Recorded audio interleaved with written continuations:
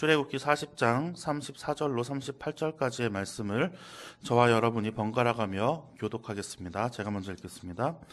구름이 회막에 덮이고 여호와의 영광이 성막에 충만하매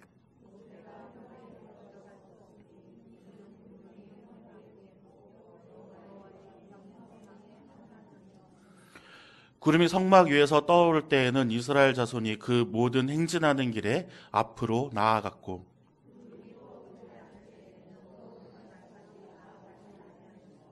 함께 읽겠습니다. 낮에는 여호와의 구름이 성막 위에 있고 밤에는 불이 그 구름 가운데에 있음을 이스라엘의 온 족속이 그 모든 행진하는 길에서 그들의 눈으로 보았더라. 아멘. 오늘도 예배 자리에 나오신 원통교회 성도님들 환영하고 축복드립니다. 예배에서 감동이 있어야 합니다. 우리가 부흥회나 아니면은 기도원에 가서 찬양 집회를 할 때에는 우리가 가만히 있어도 은혜가 그리고 성령이 막 운행하시는 걸 느낄 수가 있습니다. 근데 우리가 평소에 기도를 통해서 그리고 말씀 묵상을 통해서 그리고 예배함을 통해서 감동을 얻지 못한다고 하면 우리는 어떻게 보면은 식사를 하지 않고 불량식품만 그리고 맛이 있는 음식만 쫓아다니는 그러한 어린아이의 신앙과 같다고 생각할 수 있습니다. 우리의 삶을 통해서 역사하시는 하나님께서 우리에게 어떠한 감동을 주시는지 그 감동을 우리가 느끼시기를 간절히 소망을 드립니다. 이제 오늘 말씀은 출애굽기의 마지막 말씀입니다. 성막이 이제 완성이 되고 하나님께서 이제 하나님의 영광이 그 회막 가운데에 임하시는 그러한 내용입니다. 애굽에서 이제 출애굽하여 나온 이스라엘 백성들이 많은 우여곡절 끝에 이제 홍해를 건너고 또 아말렉과의 전투도 하고 또 배고파서 하나님께서 만나와 메추라기를 또 내려주시고 또 목마르다 하여 또 물까지 내려주시면서 어르고 달래고 이렇게 잘 타일러서 신내산까지 도착을 했습니다. 도착을 해서 하나님께서 이제 율법을 내려주시고 또 하나님께서 함께 하시기 위해서 이제 성막을 짓게 하시고 성막이 완성되자 하나님께서 이제 그 회막 가운데에 함께 하시는 그 모습이 오늘 본문의 말씀입니다. 시내산에서 이스라엘 백성들이 얼마나 오랫동안 머물렀을까요? 자, 성경 말씀에 보면 출애굽기 19장에서부터 민수기 9장까지에 걸쳐서 이스라엘 백성들이 거기에서 이제 모세가 올라가서 하나님의 율법을 받고 내려오고 또 그 안에서 성막을 짓고 또 하나님의 율법들을 이스라엘 백성들에게 전파하는 그 기간이 약 1년 정도 정확하진 않지만 11개월 20일 정도를 시내산에서 머물면서 이제 가나안으로 가려고 하는 준비를 하게 됩니다. 우리 화면에 나오는 지도를 잠깐 같이 한번 봐주시기를 바랍니다. 저기 이제 그 출애굽하는 지도인데요. 이렇게 보면은 이제 어디에서 어디까지 시내산까지 내려오는 그 과정을 한번 봐주시면 저기서 그 왼쪽에 있는 애굽, 이집트에서 가나안이라고 하는 그 땅까지 가기에는 시내산이 더 멀어 보입니다. 그렇죠? 시내산이 더 멉니다. 근데 하나님께서는 광야를 거쳐서 그 사막이거든요. 사막을 거쳐서 시내산까지 하나님께서 오게 하신 데에는 그만한 이유가 있었을 것입니다. 모세가 그 떨기나무 가운데서 하나님 만났던 곳이 시내산이죠. 그래서 내가 여기 있으니까 너희들 내가 귀찮으니까 너네가 와라고 이야기하실 수도 있겠지만 하나님의 영이 계신 곳으로 이스라엘 백성들을 불러 오시게 한 겁니다. 이 자리로 와서 내 영이 있는 곳에서 하나님과 다시 언약을 세우고 하나님과 이제 하나님의 백성됨으로 가나안으로 진군하려고 하는 것이죠. 어떠한 신학자들은 이렇게 얘기를 합니다. 저 지도에 보면 지중해로 이렇게 따라서 올라가는 길이 제일 가깝고 제일 질러가는 길이고 또 왕의 대로라 그래서 해변가를 걷는 그 평평한 그 대로는 정말 가기가 수월한 곳이었습니다. 며칠 걸리지 않아서 가나안까지 당도할 수 있었을 텐데 거기에는 블레셋이라고 하는 엄청나게 이제 강력한 민족이 있었죠. 세계사를 보면은 히타이트 민족이라고 합니다. 철기 문화를 가지고 있었던 다른 사람들은 청동검을 쓰는데 이쪽 동네는 철검을 쓰는 거죠. 무장도 다르고요. 그 다음에 갑옷도 다릅니다. 또 그거를 짊어지고 뛸 수 있을 만한 힘도 있었겠죠. 그 강한 부대를, 강한 민족을 피하기 위해서 시내산으로 내려왔다가 돌아 올라갔다라고도 이야기를 하고 있는데요.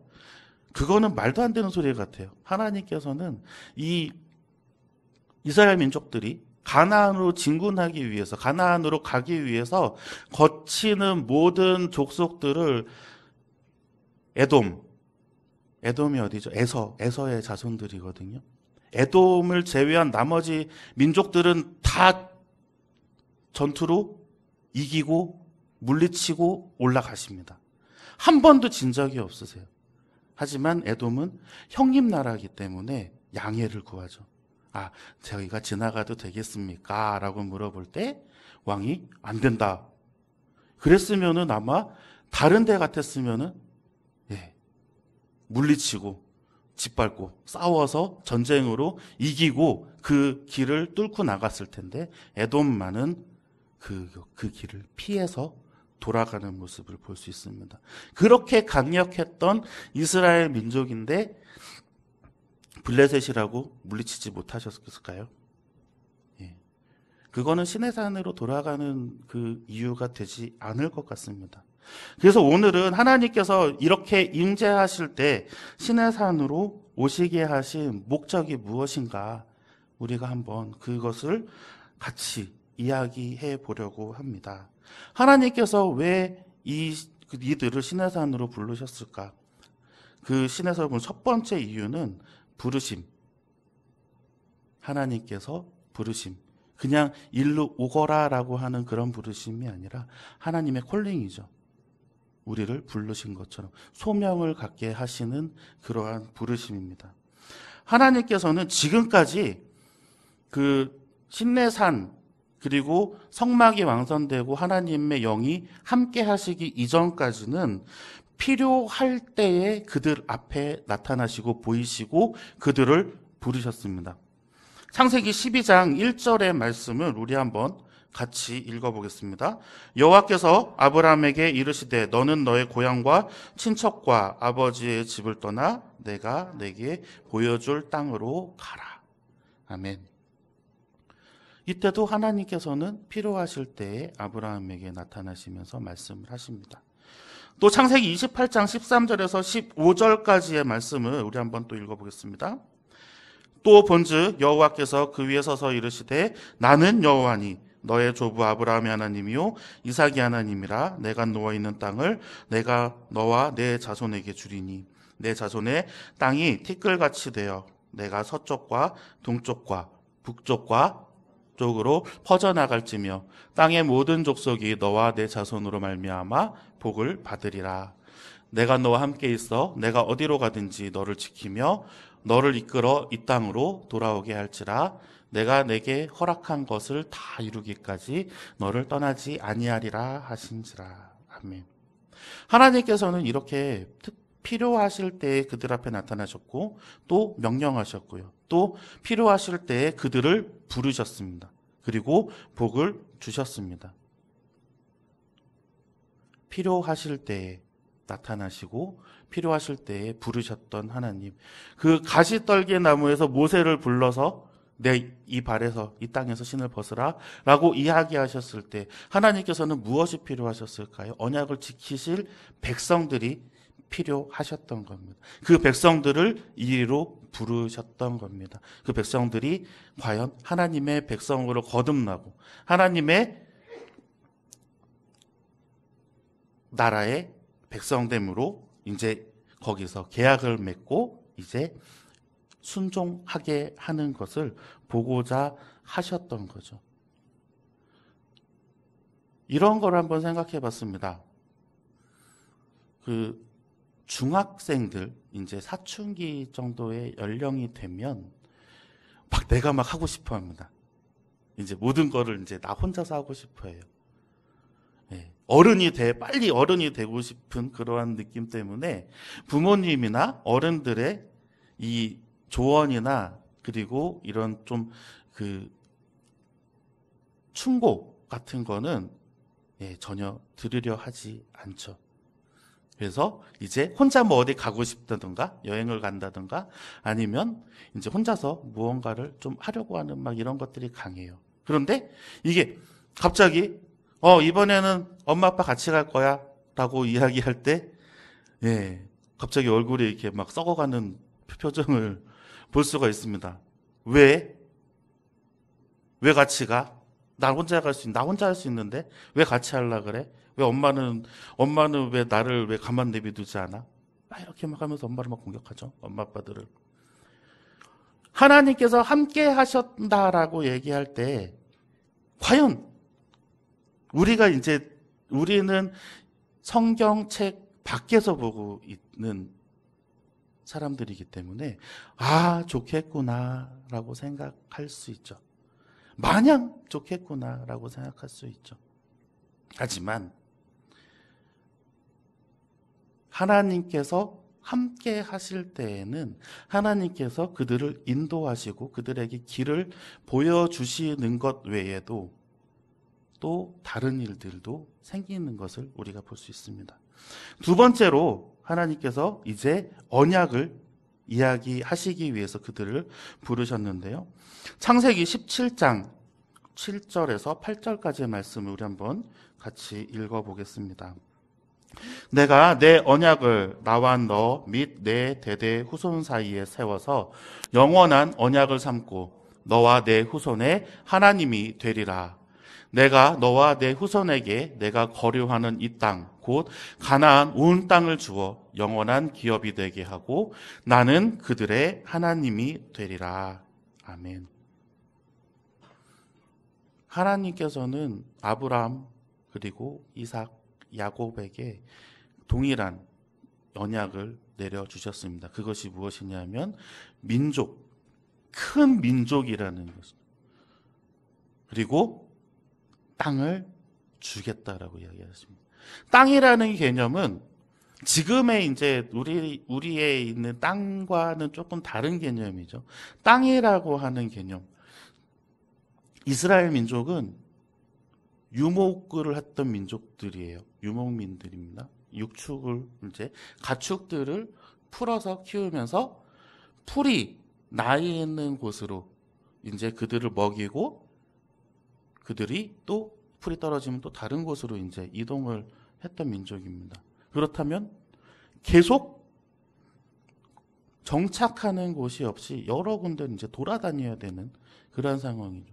근데 하나님께서 얘기하시는 땅을 주겠다라고 이야기하시는 건 뭡니까? 정착할 수 있게 만들어주시는 거예요. 움직이지 않아도 돼. 이제 이사 다니지 않아도 돼. 너희들이 경작하고 너희들이 이 땅의 소산물을 통해서 이것을 너희들이 추수하고 또 풀을 길러서 너희들 그냥 가축도 거기서 먹일 수 있어. 이제는 그것을 약속해 주시는 거죠. 물을 찾아 돌아다니지 않아도 될 정도로 비옥하고 그리고 아름다운 땅을 내가 너에게 주겠다라고 3대에 걸쳐서 계속 약속해 주시는 거죠. 이제 그 약속을 실천하시기 위해서 이제 이스라엘 백성들을 시내산으로 불러 오시는 겁니다. 시간이 얼마나 많이 지났을까요? 몇백 년이 지났습니다. 이스라엘 백성들이 과연 우리 선조들에게 하나님께서 이런 약속을 해 주셨다라는 것을 알고 있는 사람들이 과연 얼마나 있었을까요? 뭐 약간 좀 막장 드라마 같은 거 보면 이제 갑자기 이렇게 뭐 이렇게 남의 집 식모살이 하고 있는데 갑자기 누가 턱 나타나가지고 원래 친아버지께서 재벌이신데 유산을 남기셨습니다. 막 이런 거랑 비슷하지 않을까요? 졸지에 갑자기 막 땅이 생기고 뭐가 있다라고 하니 애굽에서 정말 노예처럼 살던 사람들이었습니다. 그렇잖아요. 하나님의 약속, 하나님의 언약이라는 것이 기억이 가물가물 아니요 까먹었을 것 같아요.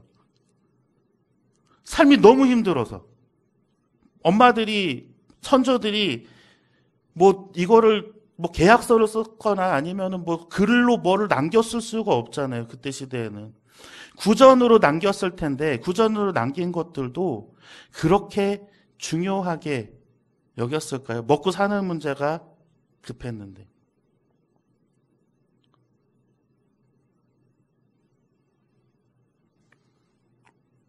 하나님은 그래도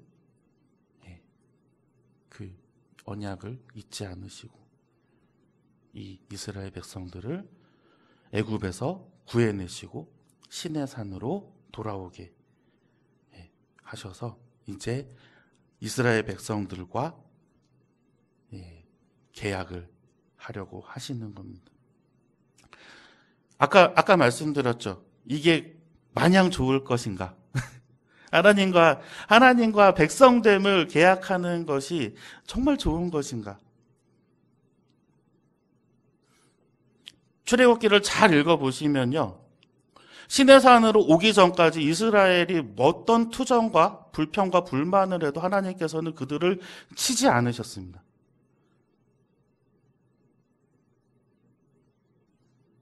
하지만 시내산에 와가지고 하나님이 언약을 내려주시고 난 이후에는 하나님께서 그들을 벌하시고 죽이시고 치시고 혼내셔요. 왜요? 이제는 자기 백성이 됐으니까요. 내 자식이 됐잖아요. 하나님의 자식이 됐으니까 하나님의 자녀가 된 사람들이 이제 하나님을 거역하면 혼난다라는 것을 그때부터 이제 보여주시는 겁니다. 그 전까지는 어떻게 개판을 치고 막 깽판을 쳐도 한마디도 안 하십니다. 그래도 달래시고 얼르시고 배고프다고 땡깡 부려서 만나 내려주시죠. 와, 고기가 먹고 싶다 그러니까 메추라기도 내려주시죠. 목마르다 그러니까 물도 주시죠. 이전에 애굽에서 살았으면 내가 고기도 먹었을 텐데, 애굽에서 살았으면 내가 지금 이 자리에서 죽지 않았을 텐데, 막 그런 불평들을 막 해대는데도 하나님께서는 참으십니다. 그래 조금만 참아라. 하지만 이제 하나님의 언약된 하나님의 백성이 되고 난 이후에는 하나님의 또 책임을 묻게 되는 것입니다. 하나님의 영광이 지금 임한 시내에서 하나님은 이 언약을 확실하게 하시고 싶었던 겁니다. 그래서 시내산에서 머물면서 거의 1년 가까이를 하나님 앞에서 계약하고 또 성막을 짓게 하시는 거죠. 이 언약이라는 것, 축복이 분명히 있습니다. 하나님의 백성됨을, 하나님의 자녀됨을 선포받는 그때 하나님께서 주시는 어마어마한 축복과 기쁨과 풍성한 삶들이 있어요. 하지만 그 이후에 또 다른 면에 그리고 또 동시에 꼭 지켜야 하는 우리의 약속들이 생겨온 것입니다. 그렇지만 우리에게는 그러한 것들보다 하나님께서 주시는 것들이 너무나도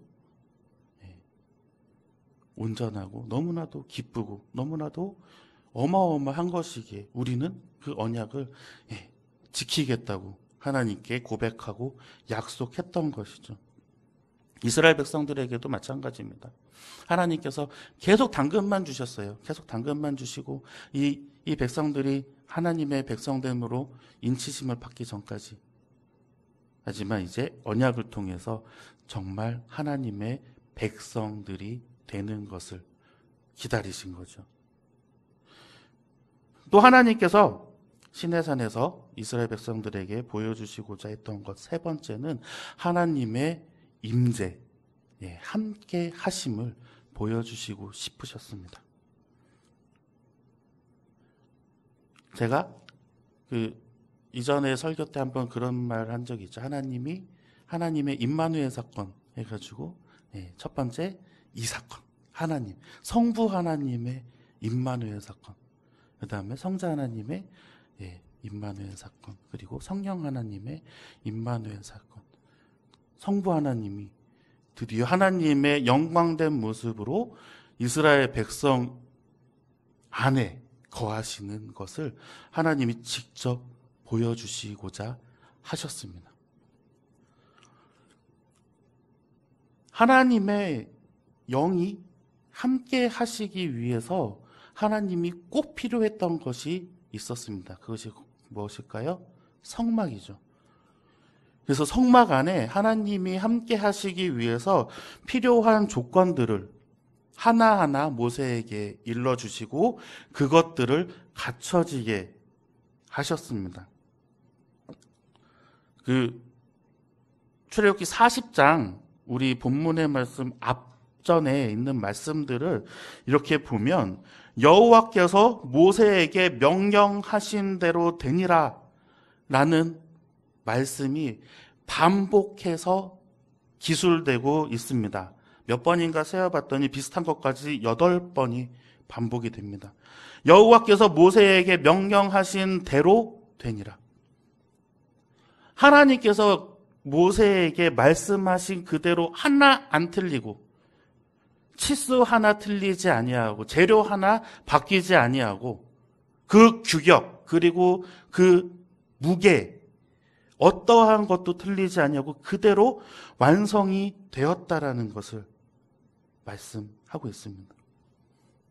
얼마나 심혈을 기울였을까요? 제가 이전에 섬겼던 교회에서 교육관을 지었습니다. 제일 힘든 게 뭔지 아실까요? 소장님하고 아침에 이야기하는 게 제일 힘들어요. 왜냐하면 소장님은 편한 대로 그리고 자기가 공사를 한 10년, 20년 해보셨기 때문에 이런 데 있잖아요. 이렇게 해가지고 이렇게 하면 더 편하고 더 빨라요. 이렇게 하지만 우리는 그렇게 할 수가 없는 거예요. 소장님, 여기는 그렇게 하시면 안 되고요. 여기 좀 나와 있는 대로 좀 해주시면 안 될까요? 라고 이렇게 이야기를 하면 인부들이 짜증을 냅니다. 이제 그거를 조율하는데 솔직히 저도 교회만 아니었으면 같이 막 싸웠으면 좋겠는데 그게 안 되는 거예요. 설계도대로 좀 해주십시오라고 이렇게 부탁을 해도 설계도대로 잘 안 하시려고 그래요. 왜냐면 자기가 이제 해왔던 것들이 많기 때문에 이렇게 조금만 이렇게 좀 편하게 자기네들이 조금 더 손을 거치지 않고 어차피 똑같이 할 수 있는 건데 라고 생각을 하시는 것 같아요. 그걸 보면서 저는 이 말씀에 대해서 말씀하신 그대로 되니라 이게 정말 어렵구나라는 생각을 했습니다.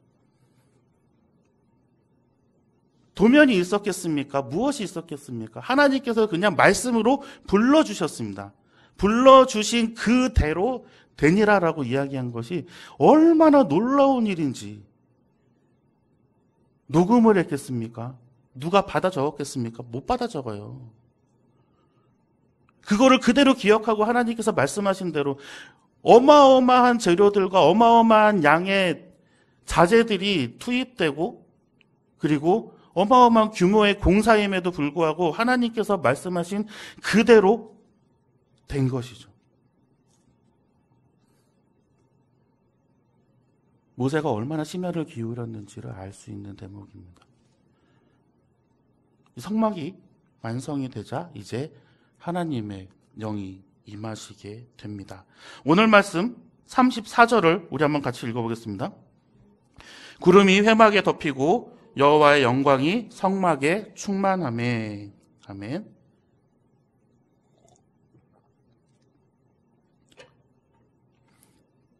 회막이 완성되기 이전에는 하나님께서 원하실 때마다 나타나셨거나 아니면 그들을 부르셨으면, 하나님이 회막이 이제 완성돼서 하나님의 영이 거기에 임하셨으니까 어떻게 됩니까? 하나님께서 이제 항상 거기에 계시는 겁니다. 이건 약간 좀 달라요. 하나님이 이스라엘 백성들을 살피시지 않는 게 아니라 하나님이 계속 보고 계셨음에도 불구하고 하나님이 지금 임재하시느냐 안 하시느냐의 문제거든요. 눈으로 그들이 하나님의 영광을 바라볼 수 있느냐 없느냐라는 한 문제는 굉장히 이제 좀 중요한 문제인 거죠. 그것은 어떠한 것을 의미하느냐? 하나님께서 이스라엘을 완전히 다스리겠다는 것을 의미하고 있습니다. 출애굽기 40장 36절에서 37절의 말씀을 우리 한번 같이 읽어보겠습니다.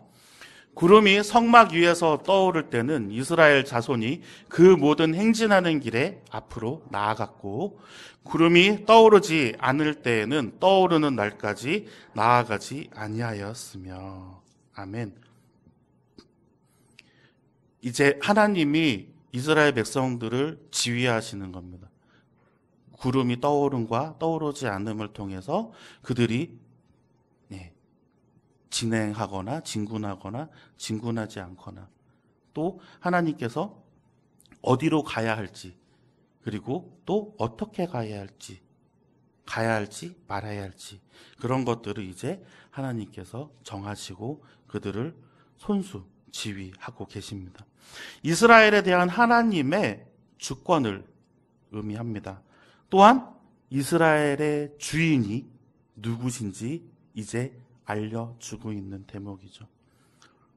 이제 이스라엘은 하나님을 바로 섬길 때 하나님 안에서 자유함을 느끼며 막강한 힘을 누릴 수 있는 민족이 되었습니다. 이스라엘의 모든 백성들은 하나님의 영광을 바라볼 수가 있었는데요. 오늘 말씀 38절을 한번 같이 읽어보겠습니다. 낮에는 여호와의 구름이 성막 위에 있고 밤에는 불이 그 구름 가운데에 있음을 이스라엘의 온 족속이 그 모든 행진하는 길에서 그들의 눈으로 보았더라. 아멘. 하나님의 영이 이제 이스라엘의 백성들과 함께 함으로 인해서 이스라엘은 이제 모든 준비가 끝났습니다. 이제 하나님께서 약속해 주신 그 땅으로 가는 길만 나왔습니다. 제가 초등학교 또 들어가기 전에 맨날 이제 뭐 엄마한테 그랬대요. 뭐 호랑이도 안 무섭다고, 뭐 예수님이 같이 함께 있다고, 그렇게 막 그러고서는 이제 교회에서 막 놀면서 돌아다녔던 모습이 있었다고 한, 저는 기억이 잘 안 납니다. 무엇이 두렵겠느냐? 하나님이 함께 하시는데 뭐가 무서워요? 호랑이도 안 무섭다 막 이러고 다녔대요. 지금 좀 무섭긴 한데요. 뭐가 무섭겠습니까? 잘 생각해 보면 우리가 무서워할 것은 없잖아요. 우리가 무서워할 거는 하나님이 떠나시는 것이 무섭지, 하나님이 함께 하시지 않는 것이 무섭지, 우리가 죽는 것이 무섭겠습니까? 저는 오히려 천국 백성이 되는데요. 우리가 심판받습니까? 하나님을 우리가 구주로 모시고 우리가 이제 다 하나님의 백성됨을 칭함받았는데요. 두려워할 것이 없어졌습니다. 이스라엘 백성도 마찬가지죠. 이제 두려워할 것이 하나도 없어졌어요. 다른 민족이 두려워하는 게 아니에요. 다른 민족을 두려워해야 되는 게 아니라 오직 성막 안에 계시는 여호와를 두려워해야 되는 거죠. 이스라엘의 전쟁으로 잃었던 사람들보다 아마 하나님 말을 안 들어가지고 죽은 사람들이 더 많을 겁니다. 하나님께서 친히 싸우셨던 그 전쟁에서는 피해가 거의 없었다는 것을 기억하시기를 바랍니다. 우리도 성령님께서 이제 우리와 함께 하십니다. 마가의 다락방의 사건을 통해서 우리에게도 성령의 임마누엘을 경험하게 하셨잖아요. 우리도 두려움이 없어야죠. 세상의 모든 시련과 영적 전쟁에서 성령님이 함께 하시지 않으면 우리는 무너질 수밖에 없습니다. 얼마나 교활한지 몰라요. 하나 정말 큰 거 우리가 이겨냈다 라고 우리가 하나님께 영광을 돌리는 그 순간에 사탄은 거기서 우리를 깨워가지고 자만심에 빠지게 만듭니다. 잘했어. 정말 진짜 대단한 사람이구나. 너의 믿음이 정말 크구나. 그러고서는 부추겨 줄걸요. 우리가 방심하는 순간에 그렇게 틈을 비집고 들어옵니다. 어떻게 해도 우리의 마음으로는 이길 수가 없어요.